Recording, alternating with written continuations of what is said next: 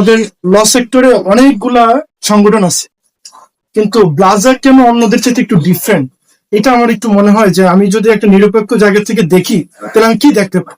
আমি দেখতে পাই যে ব্লাজার অন্যান্য সংগঠনের চেয়ে একটা জায়গায় ব্যতিক্রম, সেটা হচ্ছে ব্লাজার কোয়ালিটি বিল্ডিং নিয়ে কাজ করে। আমি অনেক সংগঠন দেখেছি যারা হচ্ছে মুড কোর্ট আয়োজন করে, ডিবেট প্রোগ্রাম আয়োজন করে, যেখানে আপনি ডেলিভার দিবেন, যে কোন সংগঠন শিখায় না। কিন্তু ব্লাজার একমাত্র সংগঠন আমি দেখেছি যে আপনাকে গ্রো আপ করে, যে আপনাকে বিল্ড আপ করে, যে আপনি কিভাবে ভালো সাবমিশন দিবেন, আপনি কিভাবে হচ্ছে নিজেকে লার্নিং প্রসেসে থাকবেন। এই যে এখানে কথা হচ্ছে, এখানে আমি শুনতে পাচ্ছি যে কিভাবে আপনাদের কোয়ালিটি আর বুস্ট আপ করা যায় এই বিষয়ে ওরা আলোচনা করছেন। সুতরাং ব্লাজার সাথে কানেক্টেড থাকাটা আমি মনে করি যে আপনাদের জন্য, যারা আছেন আপনারা, আপনাদের জন্য অত্যন্ত গুরুত্বপূর্ণ এবং এটা থাকা উচিত, এবং এটা অন্তরে লালন করবেন যেন হচ্ছে ব্লাজার সাথে সবসময় কানেক্টেড থাকা চাই। দ্বিতীয় বিষয় হচ্ছে, আপনারা সবাই সম্ভবত সলিমুল্লাহ খান স্যারের নাম শুনেছেন। উনি বাংলাদেশের অত্যন্ত প্রথম শ্রেণীর একজন বুদ্ধিজীবীদের একজন। উনি ঢাকা বিশ্ববিদ্যালয়ের আইন বিভাগ থেকে পাশ করেছিলেন, পরবর্তীতে শিক্ষা পেশায় গিয়েছেন।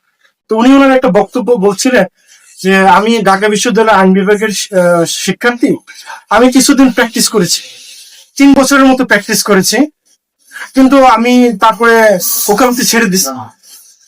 তো তাকে জিজ্ঞেস করেছিল যে কেন আপনি ওকালতি ছেড়ে দিন, তখন সে বলতেছিল যে উকিল হওয়ার যে ম্যাটেরিয়ালস, ওই ম্যাটেরিয়ালস গুলো আমার মধ্যে নাই। তা আমি চিন্তা করলাম যাচ্ছে এমন কি ম্যাটেরিয়ালস আছে যেটা ওনার মতো এত ব্রিলিয়ান্ট একটা মানুষের মনের মধ্যে নাই। সো এটা আসলে মানে চিন্তা করে এটার রেজাল্টটা আসলে মানে বোঝার মতো না। তো যখন আমি প্র্যাকটিসে আসলাম, তখন আমি উপলব্ধি করা শুরু করলাম বাস্তবে যে আসলে এখানে কি কি ডিফারেন্স আছে, যেখানে আপনার অনেকে থাকতে পারে না। এখানে কিন্তু প্রতি বছর অনেক আইনজীবী পাশ করে, কিন্তু খুব মিনিমাম 2 থেকে 3%, 5% এখানে টিকে থাকে। কেন? এই পার্থক্যটা কোথায়? এটা আপনাদেরকে একটু রিয়ালাইজ করতে হবে। আপনারা যারা স্টুডেন্ট আছেন বা যারা এই প্রফেশনে আসবেন, তারা অবশ্যই এটা একটু উপলব্ধি করবেন যে এখানে কেন টিকে থাকা কঠিন, এখানে কি কি চ্যালেঞ্জ আছে, এবং কি কি কৌশল অবলম্বন করলে আপনি এখানে সাকসেসফুল পাবেন। সো যেহেতু আমি একটা দীর্ঘ সময় প্র্যাকটিসে আছি, আমি আমার অভিজ্ঞতা থেকে 2-1টা উপদেশ দিতে চাই। আসলে উপদেশ দেওয়ার অত্যন্ত খারাপ, এটা আমাকে মানায় না, কারণ এই পর্যায়ে যায় নাই। বাট আমি মনে করি যে একটু অভিজ্ঞতা শেয়ার করতে, যদি আপনার অনুমতি দেন তাহলে হয়তো শেয়ার করতে পারছি। একটা বিষয় হচ্ছে যে আমি যাদেরকে দেখি প্র্যাকটিসে, তাদের আপনি যদি মানে মোটামুটি ভালো আইনজীবী হইতে চান, তাদের সাথে আপনার যে জায়গাটা পার্থক্য করতে হবে সেটা হচ্ছে যে 80% হচ্ছে আপনার পড়াশোনা, যখন পাশ করে ফেলে তারপরে পড়াশোনার সাথে এঙ্গেজ থাকেন। কিন্তু আপনারা যদি পড়াশোনার সাথে সবসময় এঙ্গেজ থাকেন, তাহলে আপনি হচ্ছে ওই যে 20%, বাকি 20% আপনি শুরুতে ওই 20% এক্সেপশনাল যে ক্লাব আছে ওই ক্লাবে চলে গেল। সো আপনাকে পড়াশোনার সাথে কানেকশনটা থাকতে হবে, 1। 2 নাম্বার হচ্ছে যে যারা প্র্যাকটিস করে, দেখা যায় যে সিনিয়র সকালবেলা একটা ফাইল ধরে দিয়ে বলে যে এটা শুনানি করে আছে। এখন ফাইলের ভিতরে কি আছে সেটা দেখার মতো সময় থাকে না।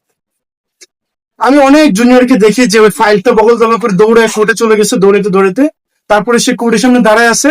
তারপরে যখন মামলা ডাকলো সে তখন বললো, কিন্তু ওই কোর্ট যখন একটা ফার্দার কোয়েশ্চেন করে সে রিপ্লাই দিতে পারতেছে। সো আপনারা যখনই যে সিনিয়রের আন্ডারে যান, আপনাকে যে ফাইলটার দায়িত্ব দেওয়া হোক, এই ফাইলটা একটু ডিপলি আপনি একটু পড়াশোনা করে, তাহলে হবে কি যে আপনি আরেকটু এক্সেপশন হয়ে গেলেন। সো যে জেনারেলাইজ যারা অ্যাডভোকেট প্র্যাকটিসিং করে, তাদের সাথে একটু ডিফারেন্ট হইতে গেলে আপনার এই জিনিসগুলো। আচ্ছা, তারপরে আরেকটা কি জিনিস করা যেতে পারে সেটা হচ্ছে দেখবেন যে কেউ কেস রেফারেন্স দেয়, যারা খুব রেয়ার 1%, 2% যারা হচ্ছে হিয়ারিং এর সময় কেস রেফারেন্স হচ্ছে রেফার।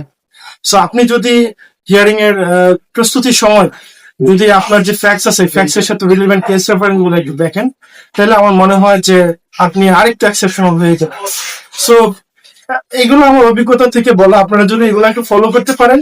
আপনি যদি ডেল কার্নেগির বই আছে, আরো অনেকের বই আছে যে কিভাবে ভালো আইনজীবী হবে, ওখানে অনেক রুলস, আসলে সব রুলস ফলো করা সম্ভব না, কিন্তু কিছু টেকনিক্যাল বিষয় যদি দেখেন, আমার মনে হয় যে এটা আসলে এত ভীতিকর কিছু না, আপনারা পারবেন। পাশাপাশি আপনারা যেহেতু এখানে সবাই স্টুডেন্ট, আপনাদের প্রতি আমার যে একটা পরামর্শ থাকবে সেটা হচ্ছে আপনারা সবাই ল রিলেটেড যত সেমিনার আছে, কনফারেন্স আছে, যত আর্টিকেল আছে, যাই পাবেন সব পড়বে। কোনো ধরনের বাছাই করা ছাড়া যাই পাবেন সবকিছু পড়বে। এতে কি হবে যে আপনার একটা ইনার একটা কোয়ালিটি বিল্ড আপ হবে। আপনি যে কোনো কিছু অ্যানালাইসিস করতে পারবেন।